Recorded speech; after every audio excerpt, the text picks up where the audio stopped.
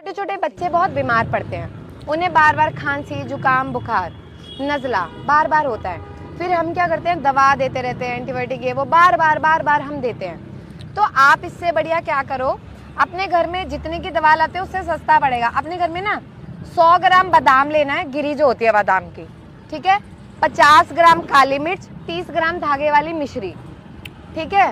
इन सब का पाउडर बना के अपने पास रख लो। रोजाना अपने बच्चे को ना आधा आधा चम्मच खिला दिया करो।